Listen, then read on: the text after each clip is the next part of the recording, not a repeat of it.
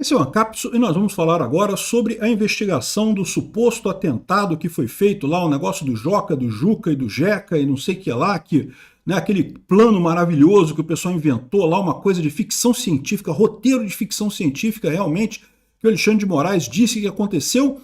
E vamos ver, né? Até aqui o que a gente tem só é o pessoal falando que ia fazer isso, falando que ia fazer aquilo, não tem nada de prático mesmo. Vamos ver o que eles vão chegar nisso daí, né? Agora, o que o pessoal está questionando muito é uma série de coisas aqui. Por exemplo, o Moraes é parcial, o Moraes é vítima. Ele é uma das vítimas do caso, ele jamais poderia ser o juiz que está conduzindo esse caso, em nenhuma hipótese isso daí, né? Mais do que isso, hoje vamos ter uma oitiva do Mauro Cid, supostamente para pressionar o Mauro Cid mais um pouquinho. O Mauro Cid foi o único que chegou a fazer alguma coisa, aceitar, a ceder alguma coisa para o STF.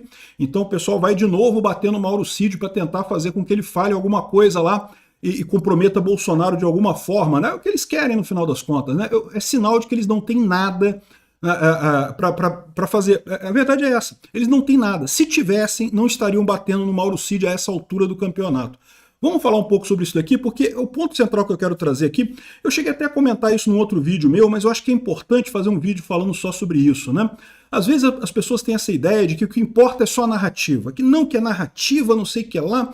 Não, mas eles estão fazendo a narrativa lá, que a narrativa vai colar e não sei o que é lá, porque eles que têm todas as provas, todas as coisas, e fica a narrativa de um lado, narrativa do outro, e coisa e tal. E eu já expliquei para vocês que não é bem assim, né? A narrativa precisa de uma base na realidade. Essa notícia foi sugerida por Renault Quid, Nem é Carro, Matagal Tosseira Neto e várias outras pessoas. Obrigado aí ao pessoal que sugeriu notícias lá no nosso site, no visãolibertaria.com, e obrigado a você que está assistindo o nosso vídeo. Se você gosta do nosso conteúdo, por favor, deixe o seu like e se inscreva aqui no canal, né? Pois bem, então, como eu falei para vocês, o que acontece nessa história da narrativa? Fica a narrativa de um lado versus narrativa do outro. Mas eu já expliquei para vocês, isso é uma ilusão. O que conta é a verdade. Existe uma verdade factual.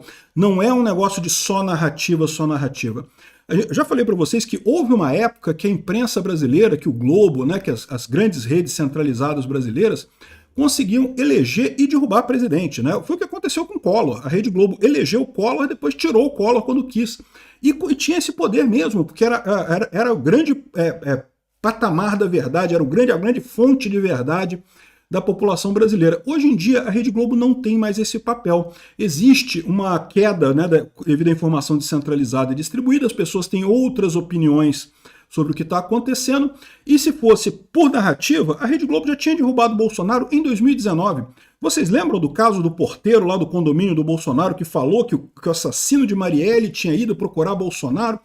Um caso absurdo isso, cara, isso é um absurdo. Por quê? Porque naquela época já se sabia que o assassino, quem mandou matar a Marielle era o Brazão. Eu já mostrei para vocês aqui, tinha reportagem de 2019, Raquel Dodge, que era a PGR na época, falando, não, foi o Brazão que mandou matar a Marielle. E já se sabia disso. No entanto, suspenderam esse negócio todo, pararam de falar no Brazão, por quê? Porque tinha que culpar Bolsonaro. Era o esquema, era a narrativa que eles queriam fazer, né? E flopou por quê? Flopou por conta da informação descentralizada. Eu não lembro se foi o Eduardo Bolsonaro ou o Carlos Bolsonaro, não sei quem que foi lá na portaria e tocou a gravação do interfone lá do cara mostrando que era mentira, que não tinha ido buscar Bolsonaro coisa nenhuma, que não tinha nada daquilo, né? Então, é o que eu falo para vocês, existe uma verdade factual, esse pessoal está se perdendo no poder que eles já tiveram no passado de conseguir criar a narrativa. E aí você pode pensar, por exemplo, mas a prisão do Lula. Vocês sabem que existe o pessoal está tentando equivaler o Lula com o Bolsonaro, né? Isso que eles estão querendo fazer, né? O Lula, lógico, quer bater no Bolsonaro, mas o pessoal do STF, o pessoal do PSDB, eles estão, é a turma da isentosfera, é aquele pessoal igual o MBL, o Nando Moura, não, que é a mesma coisa, Lula e Bolsonaro é a mesma coisa. Quantas vezes você já ouviu esse pessoal falar isso, né? O Alexandre de Moraes tem exatamente a mesma ideia, o que eles querem é equivaler uma coisa com a outra. E qual que é o problema que eles têm? Quando teve a acusação de corrupção contra o Lula, teve manifestações, o povo ia pra rua brigar e querendo Lula na cadeia e coisa e tal. E por que ninguém... E eles estão chateados porque agora com o Bolsonaro ninguém faz nada, ninguém tá nem aí. Ninguém sente nada nesse negócio aí. É lógico, o pessoal da esquerda, tá todo mundo falando, não, que absurdo, não, porque esse golpe, é claro que tem golpe, não sei o que lá. É só esquerdista que acha que tem alguma validade nesse troço. Eu bloqueei, alguém falou, não, Peter, você tá achando que você tá também indo muito pro lado do Bolsonaro. Eu bloqueio na hora, porque é petista que tá falando isso. É óbvio que é petista.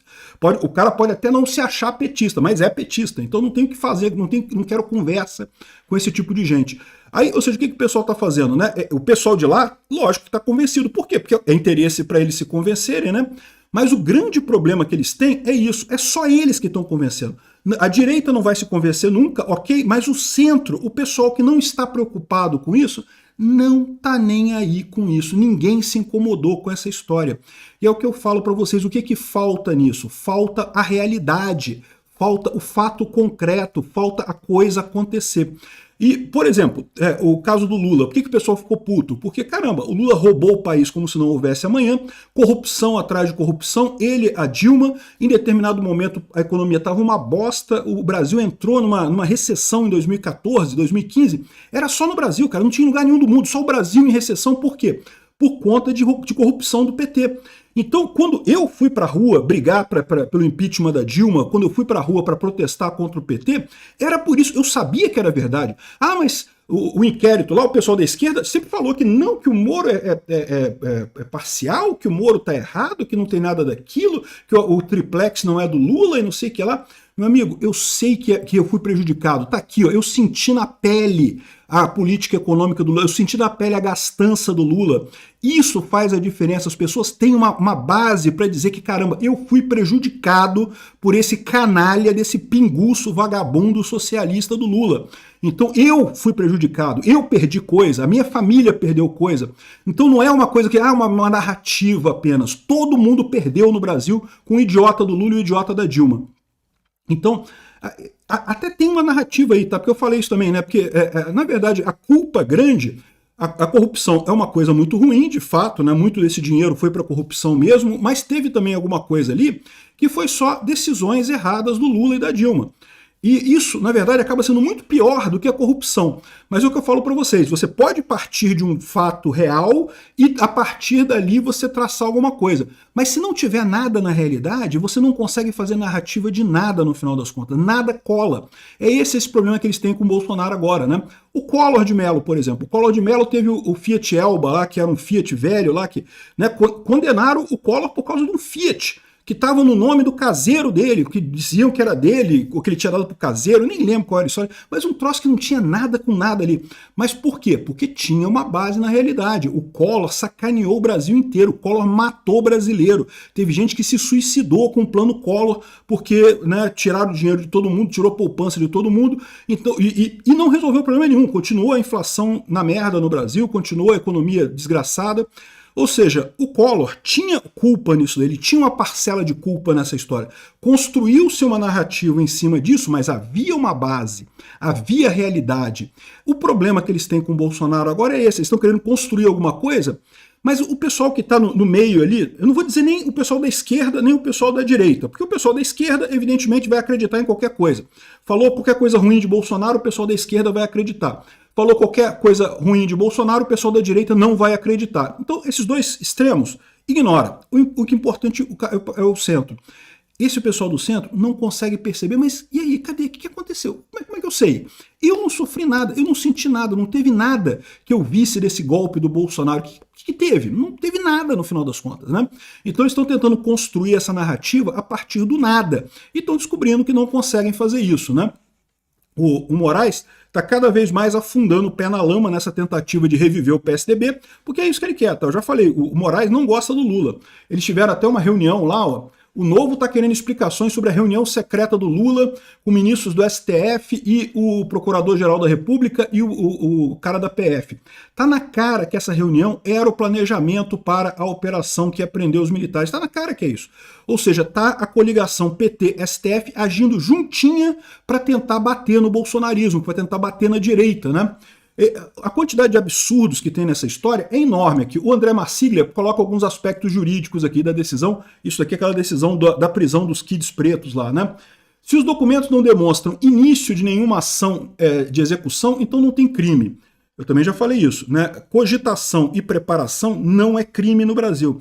Ah, mas eles tinha um cara ali na porta da casa do Alexandre de Moraes e não sei o que lá, e estava começando a execução. Não, não estava. Ele não foi, ele não executou nada. Ele tentou ir lá matar o Alexandre de Moraes? Não tentou. Então não é execução. Execução é quando começa a executar, quando você começa a fazer a coisa. Sem contar que nunca fez muito sentido essa operação que eles estavam falando aí que iam fazer, que tinha um cara, mas aí o cara deixou a moto sem bateria e foi andar e foi até o táxi, não sei o que lá. Enfim, aqui ó. Cogitar sem executar, seja o que for, é lícito, ou não haveria séries e filmes de crimes no Brasil, né? Pois é, isso é um aspecto, né? Mas mesmo você pensar na sua cabeça, caramba, eu odeio o Lula, quero matar o Lula, você tem o direito de pensar isso na sua cabeça, tá? Você não tem o direito de fazer, de executar. Pensar, você pode pensar o quanto você quiser. Aqui, ó, outra coisa que ele aponta que eu acho que é impressionante, se os fatos são de 2022 e não há ameaça presente, não havendo razão para se ignorar o devido processo legal, decretar sigilo e definir medidas de força. O que ele está dizendo aqui? Aquilo que eu falo para vocês. Medidas cautelares, medidas que você toma antes da fase processual, só são admitidas em caso extremo. Em caso da pessoa tentando apagar prova, ou cometer alguma coisa, ou fugir do país. Era um caso desse? Não, esse caso supostamente aconteceu em 2022. As pessoas estavam trabalhando na segurança do G20, então não tinha ninguém planejando fugir, qualquer coisa que seja. Não estava ameaçando ninguém estava planejando ainda fazer esse tipo de coisa. Ou seja, por que fizeram essa operação espalhafatosa de mandar prender e não sei o que lá e coisa e tal? O Alexandre de Moraes, no desespero dele para inventar um golpe do Bolsonaro, está se afundando na lama, está cada vez ficando pior para ele. Essa onda vai virar, essa coisa vai virar, porque a população brasileira está indo para a direita, esse pessoal está esticando demais a corda aqui, não no sentido de causar golpe, outra coisa, ninguém quer golpe de nada. Está esticando a corda no sentido de que, no momento que a direita estiver no poder de novo, vai ficar difícil justificar o Alexandre de Moraes sem um processo de impeachment de acordo com a Constituição. Aqui, ó. Não tinha por que ignorar o devido processo legal, decretar sigilo, essa coisa toda, né? Ignorar esses fatos viola a presunção de inocência dos indivíduos. Pois é. Outra coisa, Moraes seria vítima, não pode ser juiz do caso. Se não há ninguém com prerrogativa de função, sequer no STF o caso devia estar. E esse é um ponto, né? A questão toda é que eles querem ligar a Bolsonaro, mas o caminho tinha que ser outro. O caminho tinha que ser joga para a primeira instância. Se lá na primeira instância eles chegarem à conclusão que Bolsonaro participou, aí vai para o STF. Aliás, nem deveria, porque Bolsonaro não é mais presidente, né? Mas vocês entenderam o negócio? É tão descarado que eles querem fazer alguma coisa contra Bolsonaro que é só partidarismo, é só isso daqui que eles têm, não tem nada de verdade ali, que tá ficando muito feio esse negócio, tá desacreditando completamente. O Marsiglia coloca aqui, ó, muitas pessoas dizendo, se houve monitoramento de autoridades, não foi cogitação, houve execução. Você pode considerar que monitoramento é preparação, mas não execução.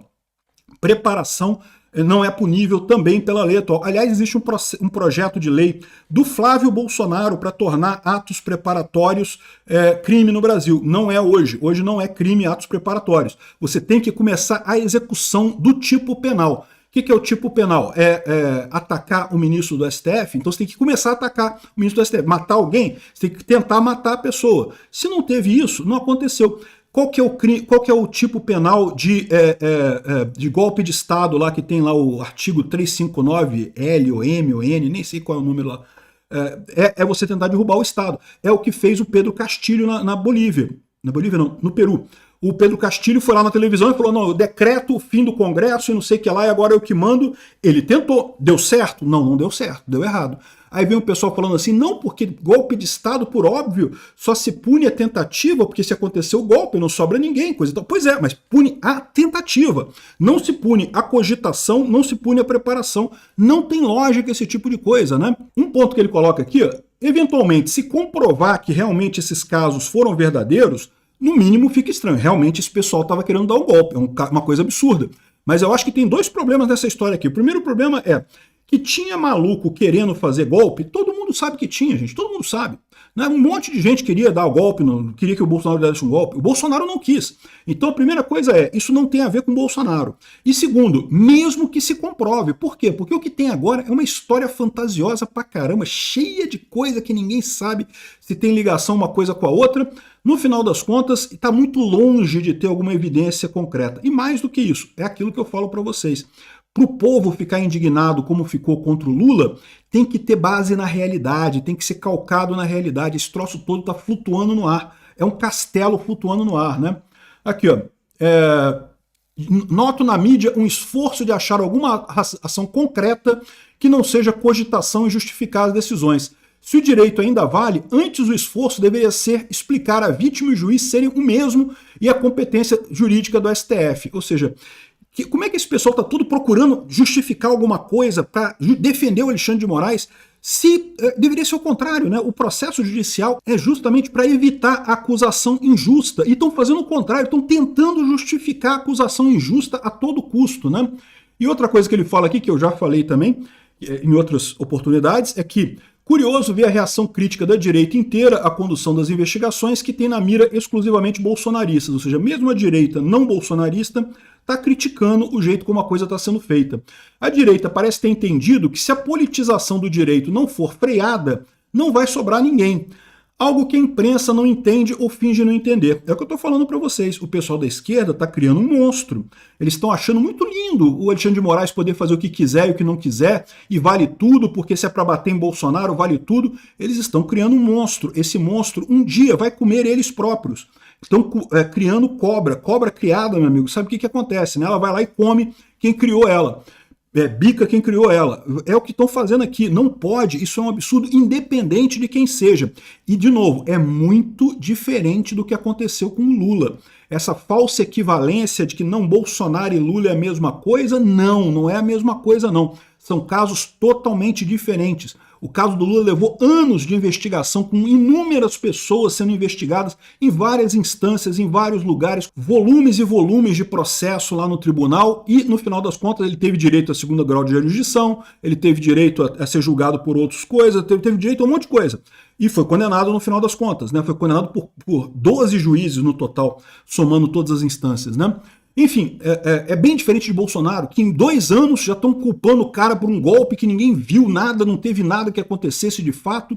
Enfim, aqui ó, Moraes menciona a si mesmo 44 vezes em documento que autoriza a operação da Polícia Federal. Cara, tem alguma coisa errada com esse cara. Ele tá com algum problema mental. Por favor, pessoal do STF, internem o Alexandre de Moraes. Ele está começando a fazer mal para ele mesmo. Isso aqui vai acabar afetando a índole dele próprio, tá? Ele próprio vai acabar tendo problemas mentais mais adiante com essa fixação que ele tem, né? E aqui, ó, o J.R. Guzzo colocando aqui a alimentação de mais uma vez a fantasia do golpe, porque o problema deles é esse, né? Eles ficaram acusando o Bolsonaro de golpista por 4 anos. O Bolsonaro não deu golpe, perdeu a eleição, saiu, entregou o poder, o Lula entrou e coisa e tal. E aí, como é que fica, né? Não, tem que ter um golpe, tem que achar um golpe do Bolsonaro. Então é isso que eles estão, que é a preocupação deles, né? Aqui, ó. Agora vamos fazer a oitiva do Mauro Cid. Que história de oitiva do Mauro Cid com Alexandre de Moraes é essa? Porque o Alexandre de Moraes é suspeito nesse caso, ele é vítima, ele vai ser o juiz do caso? Como é que pode uma pessoa prestar um depoimento para um juiz que é vítima do que eles estão discutindo ali, né?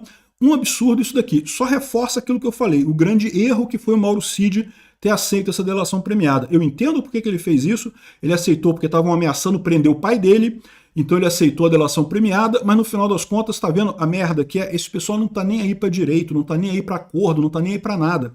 Eles estão lutando contra um inimigo, um inimigo invisível que só tem na cabeça deles e que eles estão perdendo feio no final das contas, né? Impressionante isso daqui, o absurdo que está sendo essa operação do Alexandre de Moraes. Obrigado por assistir o vídeo até o final. Além de curtir, compartilhar e se inscrever no canal, considere se tornar patrocinador com valores a partir de R$ 1,99. Clique no botão Seja Membro abaixo para saber as condições e vantagens de patrocinar o canal. Mais informações sobre o nosso projeto, visite nossos sites indicados na tela.